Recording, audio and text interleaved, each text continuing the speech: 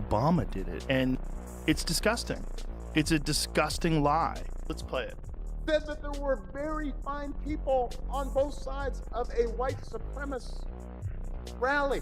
You also had people that were very fine people on both sides. I'm not talking about the neo-Nazis and the white nationalists, because they should be condemned totally. But you had many people in that group other than neo-Nazis and white nationalists. Okay? See, that's crazy. I have never seen that last part of it because the news has said that lie over and over and over and over. This Democratic Party is a Jacobin party, and they will not change their ideology or their agenda. It's run by the Obamas and the people in the Obama administration who feel that they missed the boat and they were too compromised to be reelected or whatever. And Joe Biden is expendable. They don't care about Joe Biden. He's an empty vessel. And he's a very useful veneer to push this unpopular but revolutionary agenda forward and get it institutionalized. He sold the world hope and handed out hashtags. Barack Obama glided into politics like a red carpet regular who thought the Constitution was just another backdrop for his close-up. But once the velvet ropes came down, and those soaring speeches crumbled into the fine dust of forgotten policy, it was obvious. This wasn't a president steering a nation. It was a producer curating a mood. Joe Rogan and Victor Davis Hanson didn't need a flamethrower to torch that legacy. All it took was a spotlight and the swollen vault of unkept promises, neatly gift-wrapped in presidential poetry. I'd like to talk about the ongoing melodrama of what Barack Obama knew or did not know in his involvement with Russian collusion. There are three blind mice involved in this tale. John Brennan, the former CIA director, James Clapper, the former director of national intelligence, and James Comey, the former FBI director. And they all have new manifestations. Obama was the first president to treat governing like curating. Every detail engineered to look good, sound good, feel good. It was style as the main course, with substance as the garnish, packaging as the product, policy as the afterthought. He wasn't repairing the engine. He was rebranding it, complete with a Spotify playlist and an Instagram filter.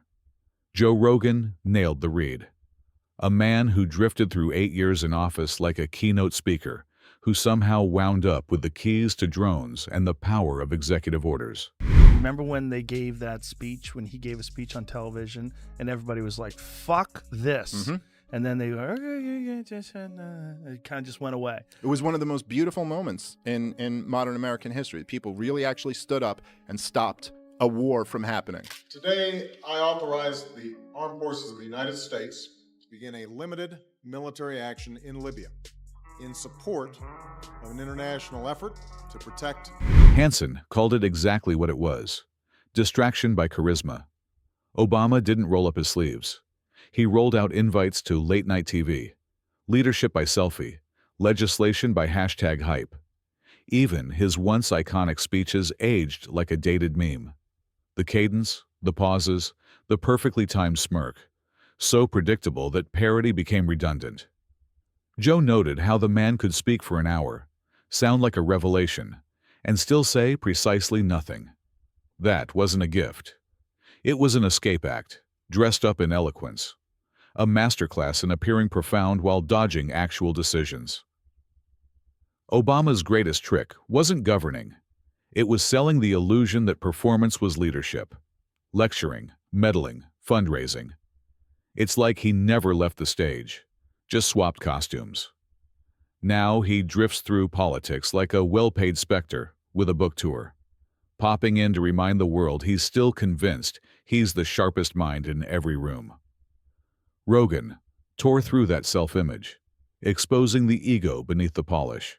The man who ran the most passive-aggressive administration in modern history, now branding himself as democracy's final philosopher. It's fun because things are actually happening. Very different than most of the time when people get elected. And I will shut down the federal Department of Education, and we will move everything back to the state. Most of the time when people get elected, they claim all these things when they're running for president. Then they get into office and not much changes. Individualize education and do it with the love for their children. And in fact, a lot of what they campaigned on, they don't practice at all. Great example is the Obama administration. The Hope and Change website had to be changed because there was a bunch of stuff in there about whistleblowers. No, I don't think Mr. Snowden was a patriot. I called for a thorough review of our surveillance operations before Mr. Snowden made these leaks. My preference would have been for a lawful, orderly examination of these laws. Protecting whistleblowers, which they didn't do at all. It was one of the worst administrations for whistleblowers. Victor Davis Hanson, wielding the precision of a historian done playing nice, sliced through the legacy myth like a blade through morning fog. Obama's foreign policy wasn't diplomacy. It was stand-up apologetics, staged in foreign capitals while adversaries kicked back with popcorn. His world tour of self-effacing statesmanship didn't forge alliances. It earned polite claps and global bewilderment. The Middle East resembled a lab experiment gone spectacularly wrong. Yet he approached it like a tenured lecturer, giving a seminar on restraint and the art of doing nothing. Well, it's exactly what Biden did in 2020. He was in seclusion, and then he counted on this fusion media to fill in the blanks. He ran as a uniter. He said, let's stop the madness, the chaos. I'm good old Joel from Scranton.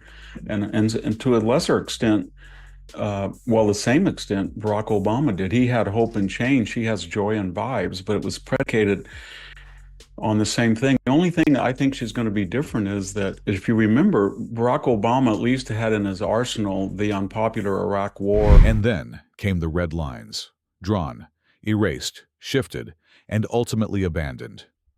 Obama's warnings had all the force of a parent counting to 3, but forever stalling at 2. Rogue states jotted down the playbook while he worked the podium. Joe Rogan couldn't help but highlight the irony. A man capable of delivering a university-grade TED Talk on leadership, yet somehow in need of a GPS to locate an actual decision.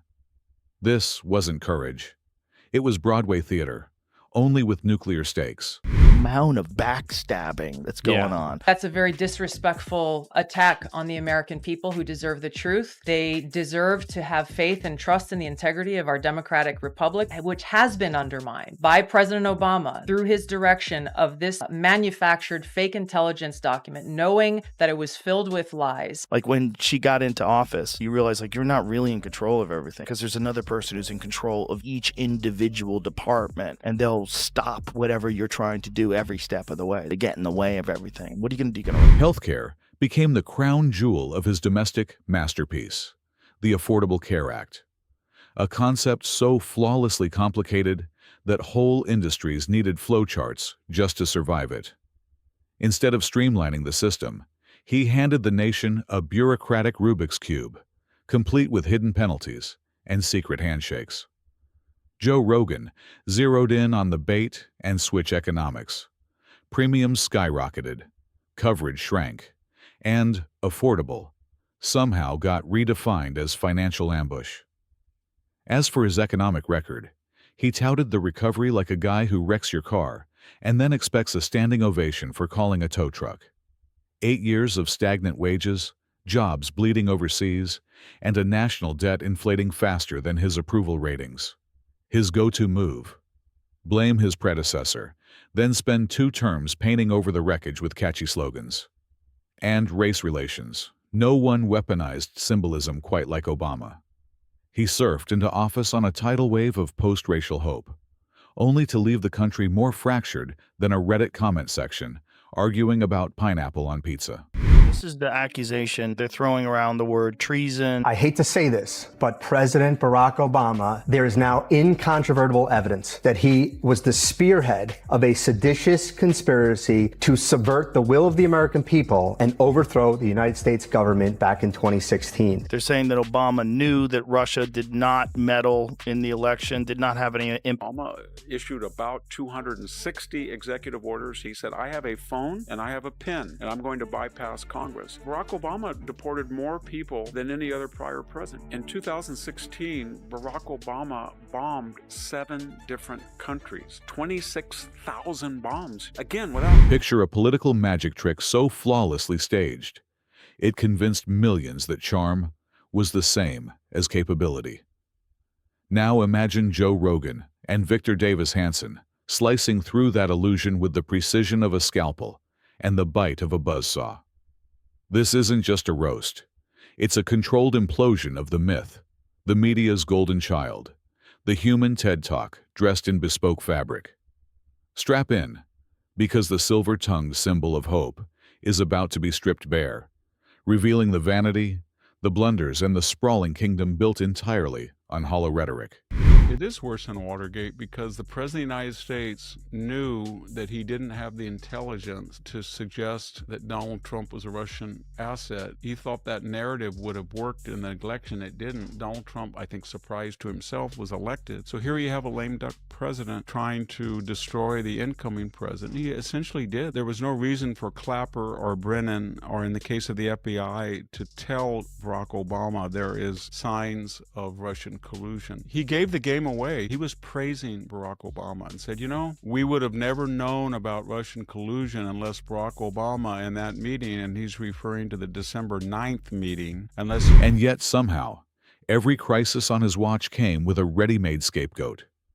If something failed, blame Congress. If something broke, blame the system. If something blew up, blame the long arc of history. Obama never seemed short on explanations, only on solutions. He could narrate failure like it was fine art, waxing poetic while the wheels rolled clean off the policy bus. Joe nailed the magician's trick, dazzle with intellect, vanish with accountability. Back to foreign fiascos, Libya, where leading from behind morphed into sprinting away from responsibility. The outcome? A power vacuum, chaos, and yet another region set ablaze. Hanson dissected it with clinical precision. Obama's intervention was instability in a humanitarian mask. He dropped bombs, then dropped out, leaving allies in panic and enemies popping champagne. The Nobel Peace Prize? Awarded before the ink on his report card was even dry. And let's not skip the arms deals, the pallets of cash shipped overseas, and the so-called strategic patience. A policy equal parts wishful thinking and headline vanity. Culturally, Obama treated celebrity status like an official branch of government. He slow-jammed the news, filmed comedy bits, and spun playlists while veterans languished in healthcare limbo, and cities drowned in bureaucratic red tape. There on truthfulness. Let's start with John Brennan. The problem that Brennan has is that he went to a meeting and he presented a false picture of CIA assessments. The so-called CIA heads of various divisions found no Russian collusion. They said to John Brennan, there's nothing there that we can see that Donald Trump colluded with the Russians. He rejected that, cherry-picked 4 or 5 other analysts, and then presented a false picture to Barack Obama. Or did he? Or did Barack... And the memoirs. Endless memoirs.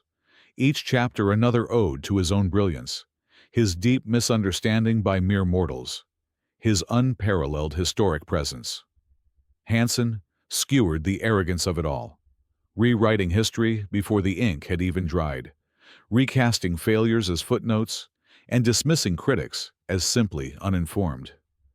Obama didn't reflect. He revised. Now, every platform he touches turns into a sermon from the mountaintop of squandered potential. Even his own party grew weary. The man who once electrified the base now talks down to them. Younger Democrats roll their eyes. Older ones whisper their second thoughts. Still, he clings to the belief that he's the benchmark, the blueprint, the brand. Joe and Hanson agreed.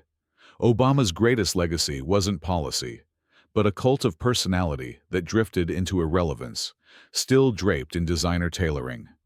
And then, education, and Chicago. His hometown fairy tale turned contradiction. Crime skyrocketed, schools crumbled, communities pleaded for solutions. And Obama? He delivered speeches, symbolism over service, Awareness over action. When you look at the policies and the attacks on whistleblowers and drone strikes and all the other shit that happened during that administration and the coup in Russia, and like there's a lot that's from a foreign policy perspective that's very similar to what George Bush was doing. But what they were doing was highlighting social justice issues that came about during his administration, largely obscured the fact that the foreign policies were very similar to what George Bush. Instead of unity, he delivered lectures. Instead of healing, he offered running commentary. Hanson dismantled the facade with one clean strike. Symbolism without action is just theater, and Obama was the marquee act in America's grand illusion. Then came the surveillance state. This was the man who campaigned on transparency, yet left behind a digital panopticon fit for a sci-fi dystopia. Spying on journalists, expanding the NSA's reach, turning metadata into a political hors d'oeuvre. His administration watched Americans like reality show contestants. Joe laughed at the absurdity. The man who preached privacy oversaw everything short of installing cameras in bathrooms. And the media? Their affection bordered on fan service. Every scandal got a soft focus filter. Every blunder was given a new label. When the IRS targeted political groups, it was a glitch. When the DOJ spied on reporters, it was context. Hanson summed it up bluntly. Obama didn't rein in the press. He recast them as his entourage. The level of surveillance that this government is putting forward is insane. It is crazy. And remember when Obama was confronted about it? He's like, it's just metadata. Metadata. No worries. Yeah, it's fine. Just trust us. Just metadata. Yeah. We're just collecting metadata. And Snowden's like, no, I was reading people's emails. Right. Yeah, we all read emails. And there was some reporter, I forget her name, like they were deleting, she was on her computer and you could see the file being deleted right in front of her. She took a video with her camera. I think Ed Snowden should be allowed to walk free. Hanson called it poetic injustice. The man once hailed as a savior couldn't even lift the city that birthed his career. He'd breeze in, pose for the cameras and vanish. But the roast doesn't stop there. Not when Obama keeps inserting himself into national debates with all the subtlety of a foghorn. Joe and Hanson didn't just roast the man. They dismantled the mythology. They dragged the gleaming pedestal into daylight, revealing it hollow beneath the flawless diction, the curated optics, and the historic sound bites. And because Obama refuses to exit stage left, the punchlines keep arriving, packaged as tweets, speeches, and public cameos. Hanson and Rogan get it. The illusion may crack, but he'll keep repainting it. Meaning the roast never ends. It just reloads. Now, the man who once basked in unbroken media worship feels like the punchline to a joke that's been told one too many times. The more he talks, the clearer it becomes. There was never much beneath that glossy exterior. It's like opening a gorgeously wrapped gift box, only to find it stuffed with packing peanuts and a participation trophy. I don't think we really got to see it until Trump ran. The biggest scandal was when they spied on my campaign. The whole system is so corrupted. They spied on my campaign, they got caught. And then they went much further than that, and they got caught. And it's so obvious, like we're at a stage, we have enough information to see. They spied on my campaign. There's no real evidence of that. Of course there is. It's all over the place. Leslie, they spied on my campaign. Well, we can't verify It's been totally verified. No. How much greed, money just corrupts the system. And he's in the midst of a scandal. He's not. And He's of course not. he is, No. Leslie. Come on. Of course he is. And you will see that, Leslie. Joe Rogan didn't even have to dig. Just point out that the man who once warned against the cult of personality ended up trademarking his own aura like it was a luxury lifestyle brand. And Victor Davis Hanson, he dismantled Obama's legacy like a history professor tired of grading fairy tales. Because once you strip away the breathless fanfare and glossy Vanity Fair covers, what remains is a man who perfected the art of choreographed non-decisions, then exited stage right, pretending the house wasn't already burning. Obama stands at a comfortable distance, cufflinks catching the light, posing for the cameras as if he had nothing to do with the wreckage. Stunning. And just when you think he might finally claim responsibility, the myth buckles under scrutiny. It unravels like a designer suit caught in a downpour. As Rogan and Hanson keep peeling back the layers, What's left isn't greatness. It's branding. It's narrative maintenance. It's a legacy sewn together with silence.